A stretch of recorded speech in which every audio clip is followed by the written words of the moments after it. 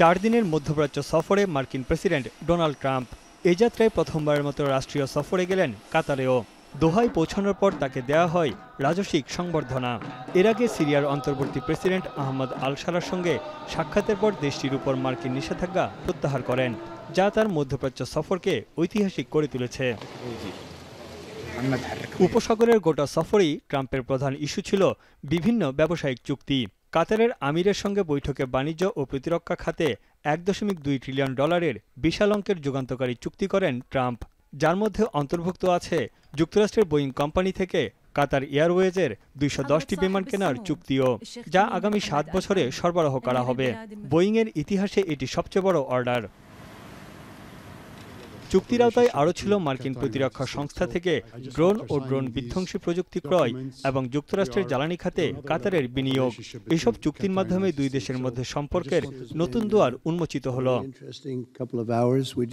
এদিকে কাতারের রাজপরিবারের কাছ থেকে একটি বিলাসবহুল জেট গ্রহণের বিষয়ে ট্রাম্পের বিরুদ্ধে সমালোচনার ঝড় উঠেছে। ডেমোক্র্যাটরা এটিকে ঘুষ, প্রতারণা ও দুর্নীতির সঙ্গে তুলনা করেছেন। $40 কোটি ব্যয়ের বোয়িং 7478 বিমানটি প্রেসিডেন্ট ট্রাম্পের বিমানবহরের অংশ হবে। বর্তমানে বহরে থাকা দুটি জেট 1990 সালের। তবে জেট নিয়ে ট্রাম্পের পাশে দাঁড়ালেন কাতারের প্রধানমন্ত্রী Sheikh Mohammed bin Abdul Rahman Al Thani. Fox নিউজকে দেয়া এক সাক্ষাৎকারে তিনি বলেন, এটি ট্রাম্পকে দেয়া ব্যক্তিগত উপহার নয়, অনেকেই এটি নিয়ে রাজনীতি করার চেষ্টা করছেন বলেও অভিযোগ করেন তিনি। I see that this story is taking a different direction and is being more politicized while it's a normal government-to-government deal. এদিকে ফ্লোরিডার পাম বিচে ট্রাম্পের ব্যক্তিগত বাংলো মার-এ-লাগোর উপর দিয়ে কাতারে লাগোতে স্বাগতম লেখা ব্যানার নিয়ে উড়ে যায় একটি বিমান। কাতারের কাছ থেকে বোয়িং উপহার নেয়ার প্রতিবাদে এই ব্যতিক্রমী উদ্যোগ নেয় ডেমোক্রেটিক ন্যাশনাল কমিটি। এবার পরমাণু ইস্যুতে ইরানের সঙ্গে চুক্তিতে পৌঁছাতে কাতারের সহযোগিতা চেয়েছেন ট্রাম্প। এ সময় ট্রাম্প বলেন, পারমাণবিক আলোচনার সহিংসতার পথে যাক এমনটা তিনি চান না।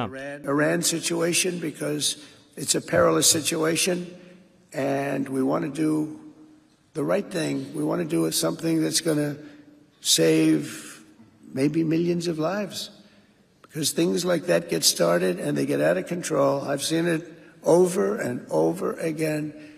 They go to war and things get out of control, and we're not going to let that happen.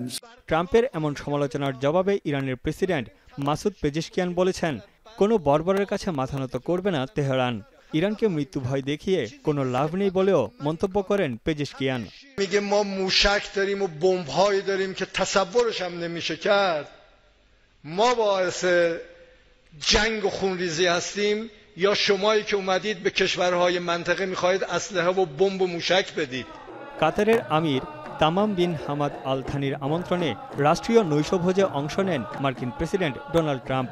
Lusail প্রাসাদে আয়োজিত নৈশভোজে উপস্থিত হন বোয়িংয়ের সিইও কেলি অর্টবার্গ, টেসলা প্রধান ইলন মাস্ক, ফিফার প্রেসিডেন্ট জিয়ান্নি ইনফান্তিনো সহ উচ্চপদস্থ কর্মকর্তারা।